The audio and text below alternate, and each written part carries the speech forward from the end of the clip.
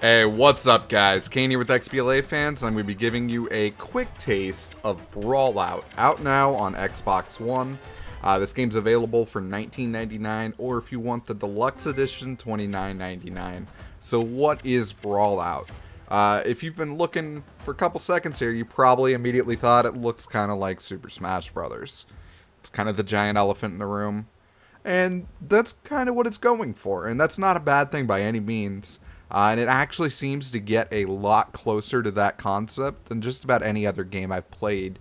If you've been following kind of the fighting game scene for a little bit, you've probably heard of Brawlout, you've probably heard of like Rivals of Aether. Those seem to be kind of the two games that have kind of tried to capture Smash Brothers' kind of vibes and done it fairly well.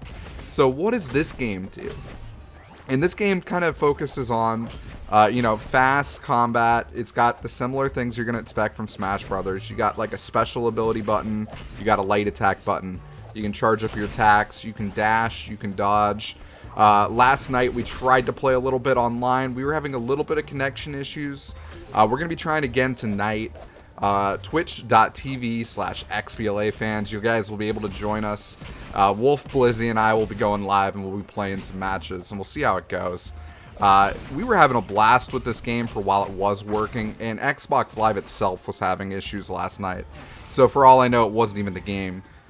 So we're definitely going to keep looking into that. But the games I've played today have been very promising, a lot better connection-wise, and I'm optimistic that things are going to be working fine on that front. But there's a lot of things that you're going to expect in this game. You've got air dodging, you got wave dashing, you got directional stuff, you got ledge grabs. This game has its own little thing called rage mechanics, where you can when you have half your rage meter, you can kind of bust free to protect yourself from, someone who's kind of got you in like a combo.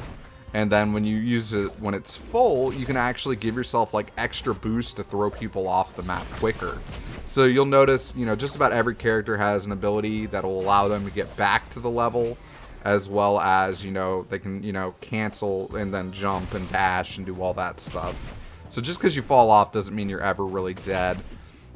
And the game works very similar to Smash Brothers. This is actually the early tutorial that I'm using here just to kind of show you. But you can set levels up, where there's stock or time-based. But everyone's going to, have that percentage kind of health bar in a sense. And obviously, when they get higher up into that percentage, you're going to be able to do more to them. And they're going to fly off the map quicker. So you're going to get to see that visually in the tutorial. And that's actually something I've decided to leave in. Because I was just like, hey, this is kind of cool that they actually show it. Here's the move once. You saw how much it did. Here's the move when they have 100. And that just kind of shows you, for a lot of these characters, 100 is kind of that threshold that's going to really send them flying. Now, the game has, both online and kind of single-player modes. This is actually the single-player mode. This is me playing against the computer. Something you've hopefully noticed is I'm playing as Hyperlight Drifter. This game has a couple different indie cameos, and I think they actually all work very well. Earlier, I was playing as the Guacamelee guy. So, there's Hyperlight Drifter, there's, Guacamelee, there's Yooka-Laylee, and then there's a bunch of original characters as well. And they all seem to have kind of like different archetypes that kind of, fit. And that's kind of cool to see that, there's different kind of fighting styles for whatever really kind of fits your way. Like for me personally, I've really loved Hyperlight Drifter. He's kind of been my go-to so far, just in the little bit I've played. As you play, you're going to level up your characters, and that's going to allow you to unlock new ones. There's different variant characters that kind of adapt their playstyles a little bit.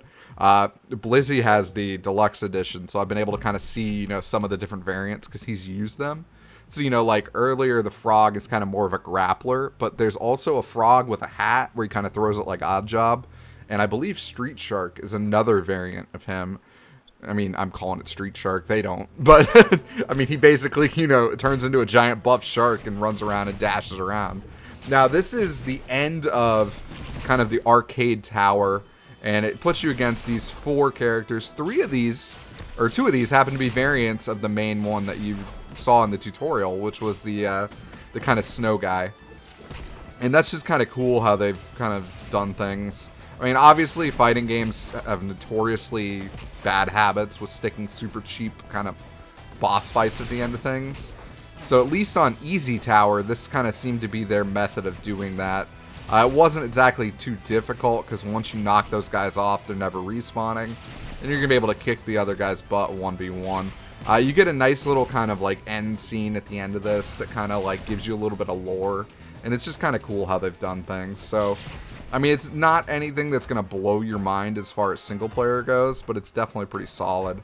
So I'm going to jump into an online match, and this is filmed today instead of yesterday. We waited to put this video up because we wanted to make sure that we were able to get some actual gameplay that wasn't as laggy. And it seems like things are going fine today. So it's cool because you can select your character. You could select random. If you select random, it literally shows up as a die the whole way through. So, you know, your opponent doesn't even know what you have until you've picked a stage, which is kind of cool. So, like, if you have someone who's picking a stage based on their character, in a sense, you can kind of, like, block that out. When you do custom matches, there's a lot of different controls you can do, including, you know, you could set it to where you only want competitive stages. For the most part, I would say the stages I've played have all felt fairly similar. They're more on the, what I would consider competitive stage front, compared to, you know, some of the more wacky ones that you'll sometimes see in, like, a Super Smash Brothers. Most of them are fairly flat with a couple, you know, verticality points that you can jump on, but nothing too crazy. One thing that is kind of cool is some of the levels do have destructibility to them, so you can actually shrink the size of the level. I believe this is one of them, but we never really ended up doing it. I know for a fact that one of the kind of, I don't know, deserty kind of levels has, you know, like sides that you can just literally break off, which is kind of crazy if you do that as someone's, you know, trying to ledge grab back to it. So it can get kind of creative and stuff. It's just, in general, I've been having a good bit of fun with this game. I'm looking forward to playing it more. I think this is one of those games that no matter what is always going to be best when you're playing it local. And I don't mean that as a knock to the online play. I'm super grateful there is online play. That's huge for a game like this, to be able to, you know, kind of build a community and stuff. But obviously, it's just, there's something special about playing this with people in the same room. And I'm looking forward to being able to do that. So, from what I've played so far, I've really been enjoying Brawl Out. It's a really solid game. It's got, you know, single player modes, you got advanced tutorials, you got combo practice, and you've got those arcade towers. I showed a little bit of the arcade tower, but like in general, it's just you fight a bunch of different characters and then you keep progressing forward each time. There's some really cool abilities to be able to play online. I haven't unlocked competitive mode yet, or ranked mode or whatnot, because you need to have, I believe, 3 characters at a certain rank. So there's a lot of different things that you're gonna, you know, be able to unlock in the game as you play and progress. And that sense of progression is something that I think is super clutch for a game like this.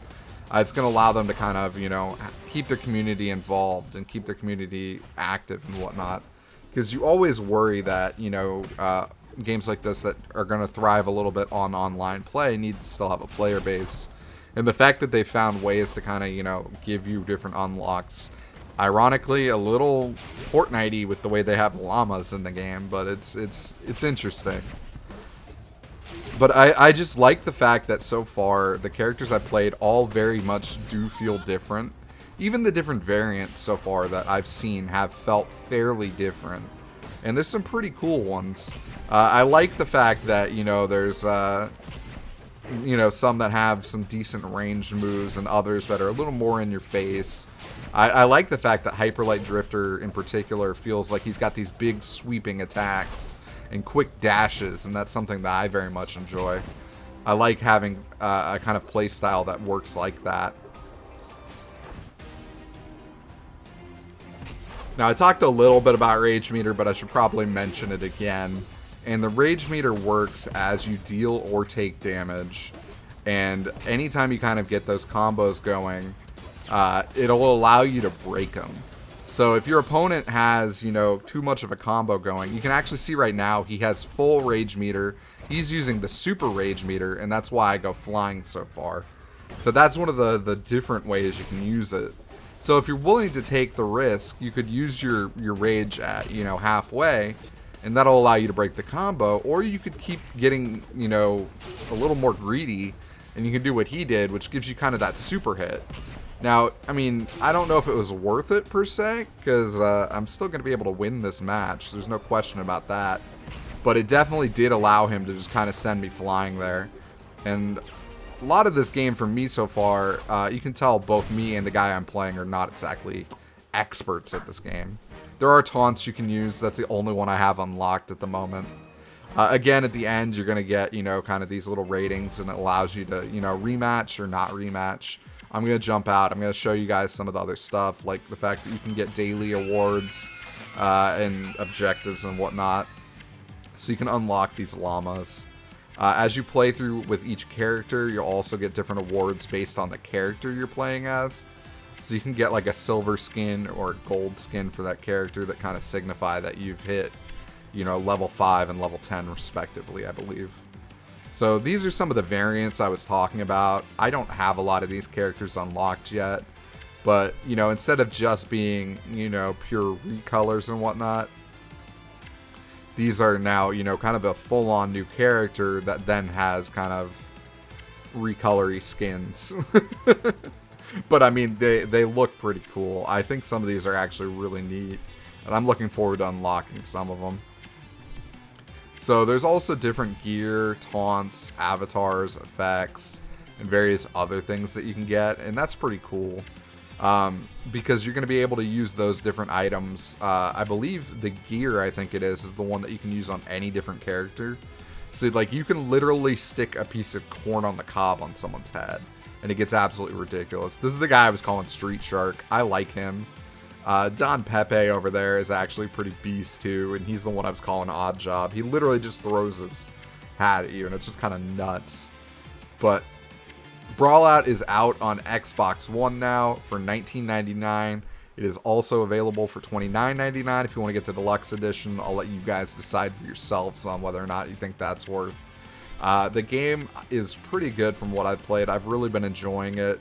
I love the fact that they got these different indie cameos. I love seeing Yooka-Laylee. I love seeing Guacamelee. Love seeing, you know, Hyperlight Drifter. It's some pretty cool stuff that you're going to get in here. And that's just really neat to see. And it's got a good bit of variety of just unique characters on its own. You know, not just those kind of, you know, that they've brought into the game like that. And I love that. And I think some of the different, you know, aspects they've added in, like the gear here, is just kind of unique. Like, the ability to put a piece of corn on top of Street Shark is pretty great. And then you've got this weird little helmet. I don't even understand that one. But thank you guys so much for checking out this video. I really do appreciate it. Please do check out our other quick tastes. And please do like and subscribe. It helps us out so much. You guys have no idea. Later.